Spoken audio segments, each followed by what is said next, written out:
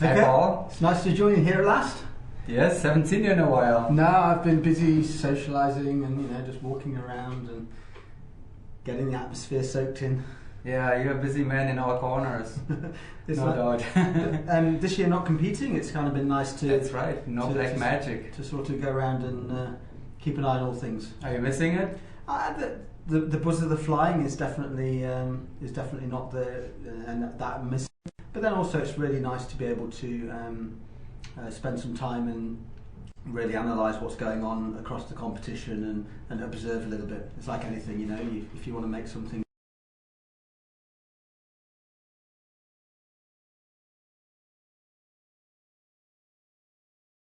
Yeah, true. So maybe we're coming back next year. I offered to fill the open slot to film this one, but he wanted me for Black Magic. You didn't tell me. No, I told Joey. Oh, he didn't pass it on. I'm going to have a word with him. I can sit in the center of the chamber, probably on my back. If you can fly around circuits around me, then I can hold a stable position. Well, that may work. Yeah. Oh well. Next time. Indeed, for sure. What are we looking at now? So I think we're going to take a look at the AAAs, right? And have a look there and round 8. Yeah, see how they're getting on in round 8 and see what the judges are saying to round 8. It seems like a complicated sequence, or more challenging sequence, because we saw a lot of penalties in the female competition. I was watching Leslie and Ray a little bit there before. And I saw a lot of red marks, so I didn't hear what the discussion was about, but in the beginning with Tenanin, we can study the sequence here a bit. So we have 18 Zircon, and another block 20, Viper, and then a random formation in the unipod. And the audience who has been here for a little longer knows that sequence already, because we always show the four-way women category before the boys are coming, which is not really true because we have a lot of girls in the boys category too, right? Yeah, not just the boys, open. Yeah, in the women's category there are only girls, right? Yes, but that's not the case in the open. But we may get to that topic. Yeah, I think that I can feel the debate coming on that.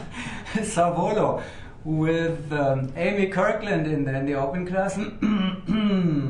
So these guys are having the South African national selection here at the challenge this year, right? Yes. So yes. How are they getting on with the selection challenge? Well, so far the Jazz Republic, I think, is quite far behind at this point in time with 139 points, and the Savolo is at 151. Well, it's not completely done yet, but 11 or 12 points is quite a distance. So I think Savolo will do what Hayabusa does, indoor and outdoor South African champion. Well, it's worth us mentioning a big thank you to In Time, who provide the judging scoring systems here, and it just goes to show that they're not biased, because they've put no code in there to give themselves extra points, because those guys are flying in Jazz Republic, right? And they're doing the same as Paul Mayer. They're doing it so to know what's going on. Exactly. Now here is Jude's Swallow, hint, in with Satori XL.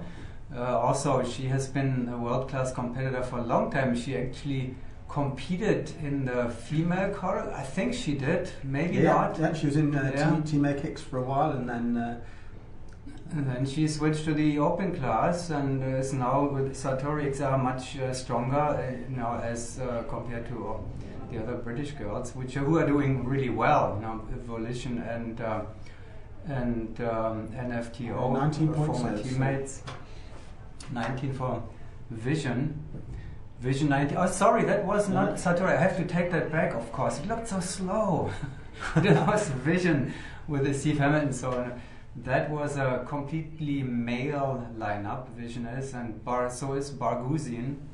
Barguzin is currently, after round 7, in 11th place, the team from Russia. And we have said that often enough with two former 8-way world champions, Sergei Shenin and Vladimir the name slipped through. Anyhow, former 8-way world champions, and Vladimir Pavlenko. And and bronze medal winners in four-way, and they're delivering very strongly here with their new team, Bargusin. Not a new team, they were at the World Cup last year.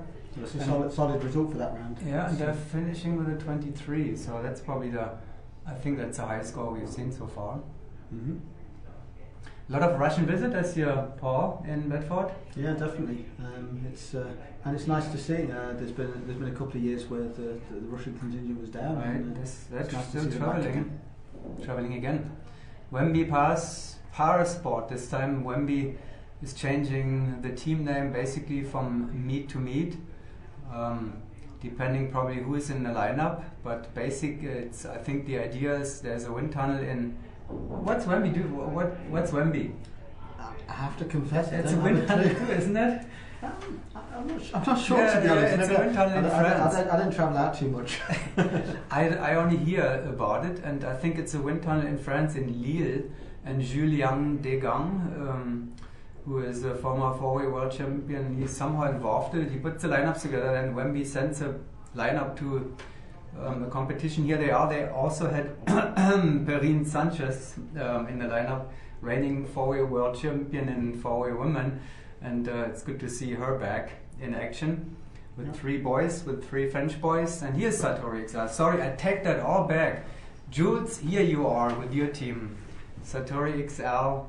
Is it worth noting that it's an observation that if you can't actually tell the difference in the flying, that the girls might actually be doing the same as the guys? I don't see it. I don't know if you see anything, but I don't. It's difficult for me to make out the difference sometimes. And if you would watch the video in the flow house, and we cannot identify the teams so easily. The screen is a little further away. I don't know sometimes which team is it. Is it a female team, a male team, whatever. Well, but watching round 5 yesterday in the AAA. Between Hayabusa and the French girls, you wouldn't really see a difference, right? Yeah, I know. The Sunpath Products and SR News took this as a topic last night and pointed that out very clearly. That it's not only that that it was the French girls' team. So here we go, Thunder. It is also that it's a long time since anybody tied or beat a Hayabusa score indoor. Yeah. So, and here come the girls too. Well, didn't Black Magic come close last year? Yeah, you did. I'm remembering that badly. Hayabusa didn't do so well in your category, upside down category. Thunder ISR, here they are. Let's see so we haven't really paid much attention to the sequence yet, but I haven't seen too many red dots on the scoreboard so far. So maybe. I looked at the wrong time in the four-way women category.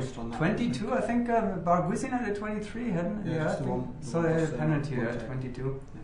23 in the working time, down to 22 on the scoreboard for Thunder ISR. And they are working hard to keep in touch with STC Rhythm XP. Next on the screen, they're separated by 2 points. And STC Rhythm XP with Janet Lefkowitz in the center inside slot, the control center, the tough center. She is in the driver's seat this year. Christy Fricken was in the lineup as well. So last year they had... It's a bit of a cough you get in there, Kurt. Is that... No? I don't know. It happens when a certain topic is coming up. Okay. I think you may need throat sweet or something. No, you okay? Yeah, I'm all right. Maybe I need a beer, to oil this poor voice a little bit. Yes. We have to talk a lot here. And then the 23, that's 23. That's a consistent round, eh? Same with Nesbar. Also, so there are a lot of dots. So I don't know if we've seen a team yet actually without any point deduction.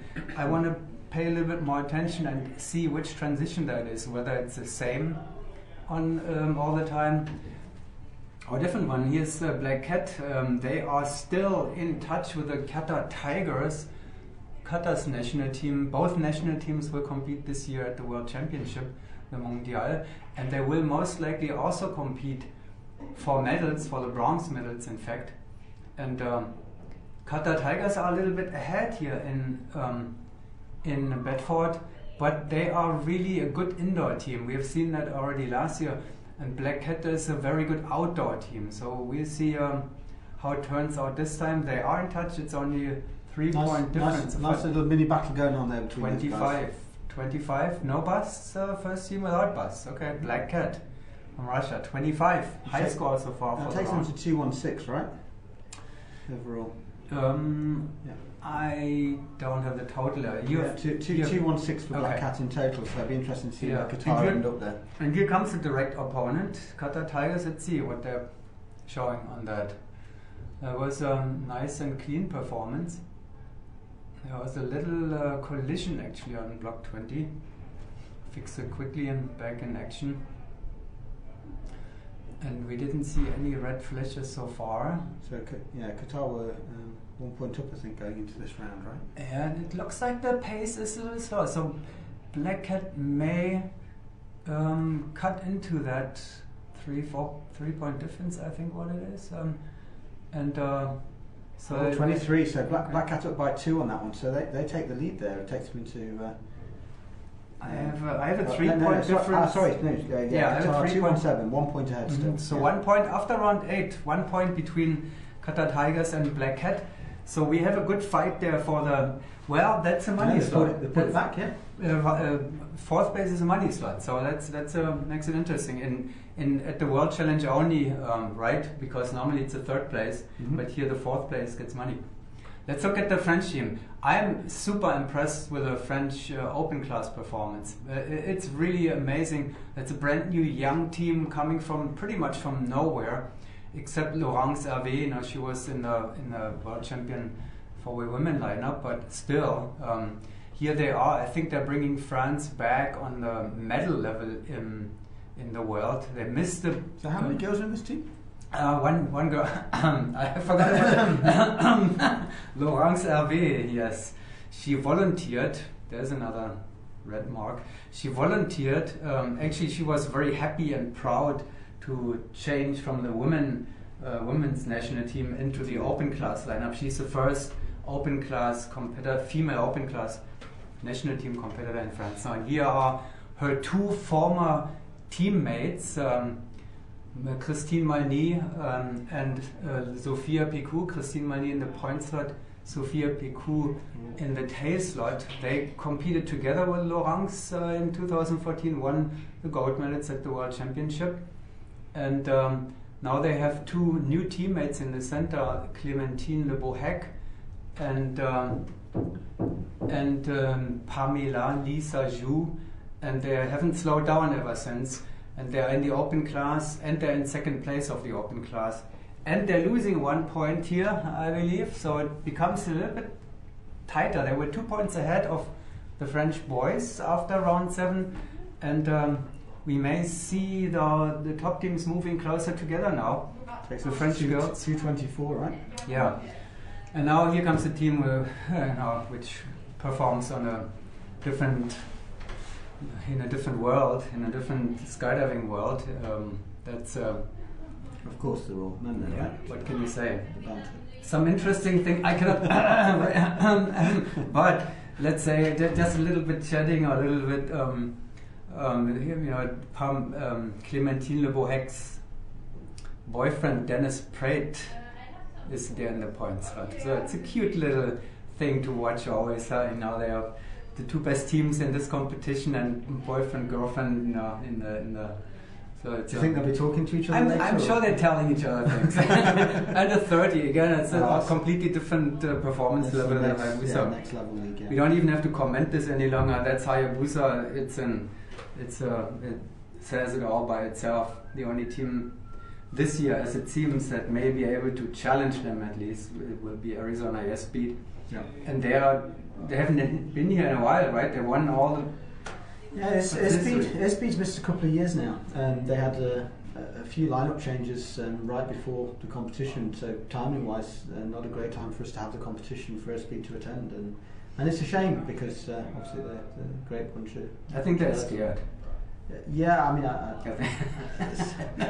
I suppose nobody wants to go to somewhere not feeling like they're on the best. position. No, yeah, and I'm joking anyway. I know that they said that they are focusing totally on outdoor competition this year. They want to win. Yeah. You know, they're not going to the World Meet without wanting to win. Yeah. So it's not that they don't like to come here or anything. They didn't go to the Paraclete Indoor Championship first time in many years. That they didn't go to the indoor meet for the same reason. And they went to the Shamrock Showdown, to the outdoor competition. So, you know, the dedication is clearly to outdoor competition, and it makes sense.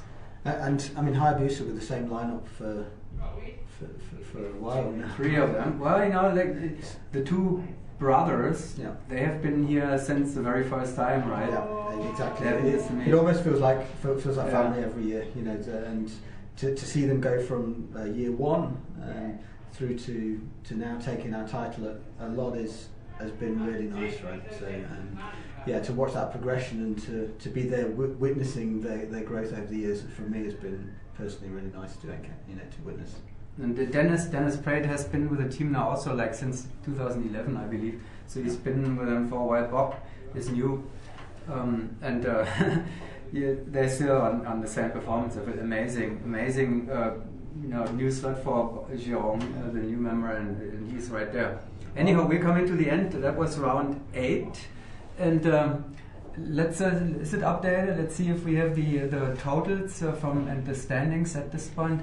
So we dynamic. Okay, we're going to dynamic. We're gonna now talk about all the categories. On the screen, it's already there. Okay, well, thank you. There we go. That's more convenient. So we can see that going into the Dynamos and Firefly Singapore are really close, neck and neck there. So that it looks almost certain that going into the finals later, the battle for first and place will be between those 2 guys. So we're going to do 2 battles later. The first one for gold and silver, and then the second battle that we're going to do for the last final round is going to be for 3rd place. So you're going to get the 3 remaining places going head to head for the bronze medal. So it's going to really be between those in the field. Looks like a good race, yeah? Yeah, definitely. Still to come. Okay. Then we're going into what's our next. There we go. It's free flying now. What is it? Into rookies. Rookie class. Okay, rookie class 4-way. Not much going on there any longer. They have pretty much decided already who's going to be in their final slots. The 2 UK teams at the bottom. Paul. Yeah, I'll just take this opportunity to say that we are going to be starting the Skydive Recruits program. And we're hoping to bring in some youth rookie teams that can give some of these visiting youth teams a run in the future. I've been really impressed with what's been happening in the other countries, and Norway, France. They've been really pushing the way with those programs. So hopefully the rookie field will start to increase. But also exciting for me there to see Revolution Flat Fly in bronze position and going for a medal, just showing that actually nothing stops you from flying and having fun. And it all begins in the rookie class. That's where the 4-way education begins. You start with only random formations, and then you're moving up. I know this being a rookie bronze medalist. So you are? I am a rookie bronze medalist. Yeah, thank you. I had no rookie class when I went to my first competition. There was only AAA for everybody. Yeah. It was brutal. Okay, so on to single A then. Single A, and I don't think we have to talk about the first place there. We talked to the team earlier, the pro team extended from Finland with 14-year-old Kalle Pohjola. And look at this. I mean, it's still a 30-point average, I believe, something like 33.3 average after 7 rounds. Well, they are a family, father, mother, son. They're having fun, and they deserve where they are. So, no matter what, let's see what we have. We have a very tough battle for the 3rd place between Brainstorming and 1, 2, 3 from Paul. Really could go anyway. Paul, look at this again. First 8 places, not one UK team. 8 teams from 8 different countries. One of the things that's cool. I mean, actually, this year the foreign delegations have been starting to match the UK size delegations. actually we really are seeing 26 different countries this year that are competing, and come on UK guys, what are we doing? Why are we, I mean we're in Bedford, this is home turf. Hey, it's a world challenge. What's going on? I think I'm going to have to do some kind of different support program going forward. Well, if you start with the rookies, they will go up into the A class eventually, and then definitely. You may get some team in the first 10. Yeah, indeed. And then in the first 8. Anyway, on to AA. We're okay, 5th. That's okay. Okay, we have some teams already. At least we're on the page. Yeah, I guess we haven't completed the judging there yet, but there is it's all pretty tight still. We see that after round 7, Jetmax and the junior team from Aerocard in Paris. And I would wouldn't that be nice if another rookie class team would be in the medals?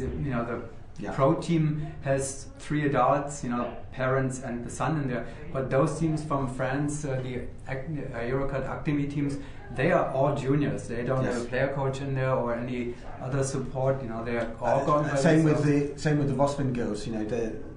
They're flying super nice, and in 8th place. And 8th place is not unrespectable in this table of competition. From all of my heart, I put my whole, everything, my wishes into Academy. Please, you need 3 points. Come on, guys. It's not out of reach. Not always. Sending you good vibes. Yeah, even the first place isn't that far away. 10 points between 4th place and 1st place. It's doable. Yeah, but Equinox is very solid. Yes. That's a very experienced team. So.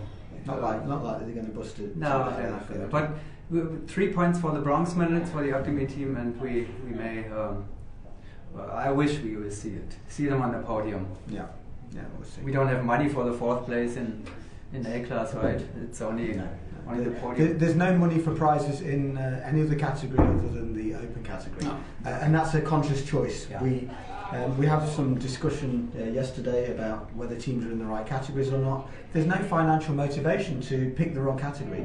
People are picking the categories that they think they should be in. Mm-hmm. So, good point. There needs to, if there's no guidance as to around where that should be, then you can understand that people don't always get it exactly right as it would be perceived by others.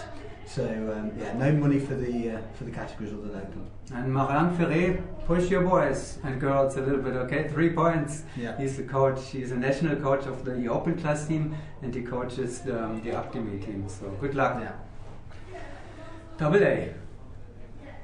AA after round 8. So here we have all the scores already ready, and there is competition for the first place. No, sorry. No, we are going into female competition here. So.